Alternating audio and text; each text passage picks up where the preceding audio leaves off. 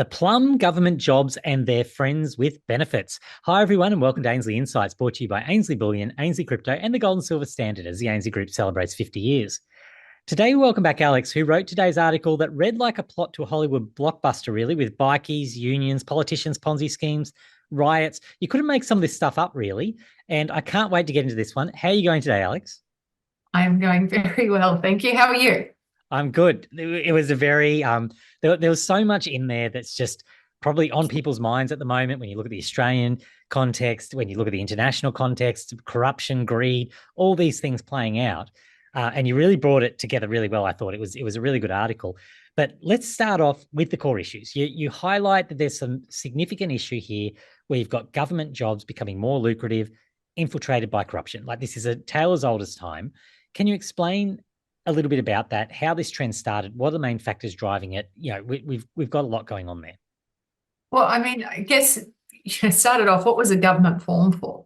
The government was formed to put some rules around things and combine a group of people. And, you know, as a bigger group, you've got more power. What is the government now? A bureaucratic mess. They've put their fingers in everything. When a rule is put in, a rule is not taken out. And it's become a mess. But what is happening now is these jobs are just becoming exponential. You talk about government debt becoming exponential. US about to hit 35 trillion, which interestingly has fallen out off the news lately because of Trump's assassination and Biden's MIA. So, these things have been falling off, but ultimately exponential debt means exponential government jobs. There's no other way to look at it.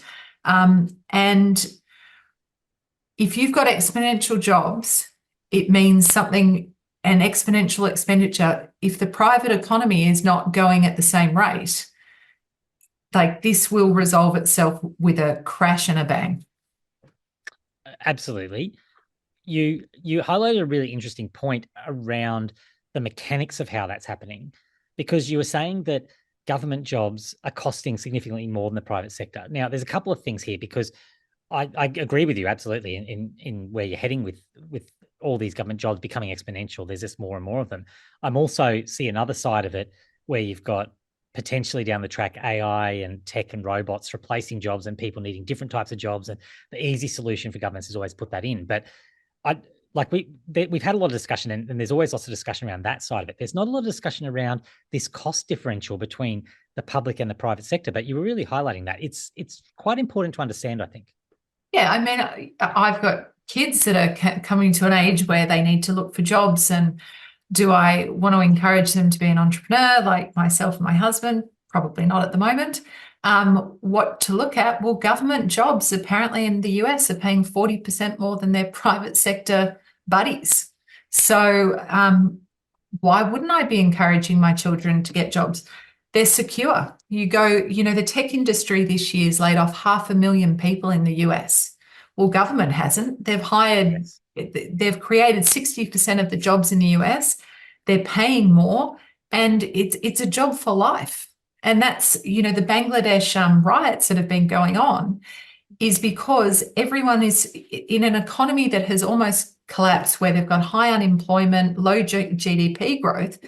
The students are upset that there's a quota right now where people who fought in the War of Independence in Bangladesh in 1971, they were guaranteed a quota of government jobs.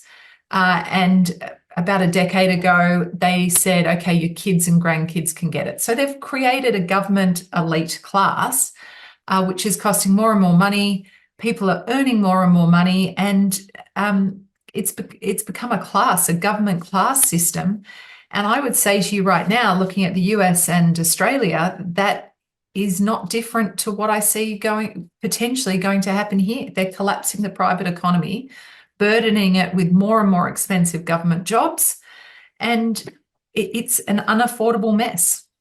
And that Bangladesh example, I saw some footage of the people lining up for those jobs. It was ridiculous, where you had humans falling off the balcony or not the balcony, but the part out the front where they were trying to line up. It's just crazy, people going for these jobs that did exist, and then it's really a situation we don't want to see here in the West. But is there a way around that, or maybe not even that as a question, more if we've got a potentially similar path that we're following down, do we end up in a potentially similar outcome? Because you put some really juicy things in that article. You're talking about the unions, and we've seen them again back in the news over really quite concerning things going on.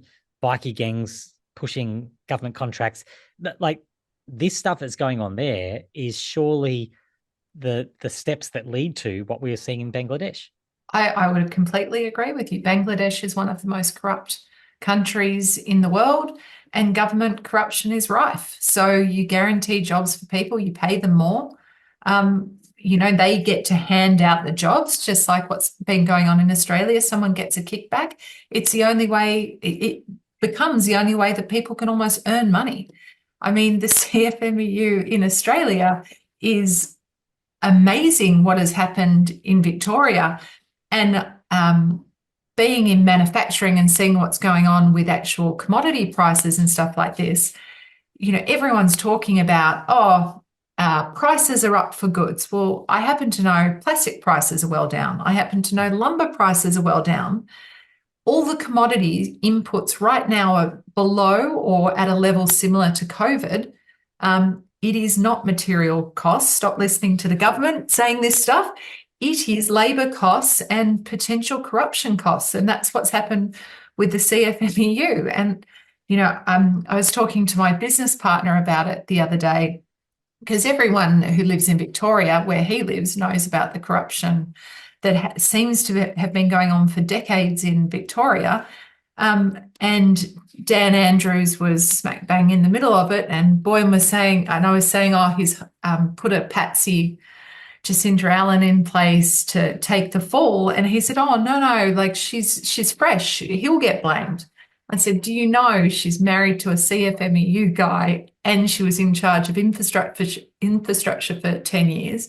Dan Andrews put a classic patsy in, which is a terrible thing, and she's going to get hung, and, previous governments and previous people that were doing it are going to walk away. So you give plum jobs to people, you end up bringing corruption in.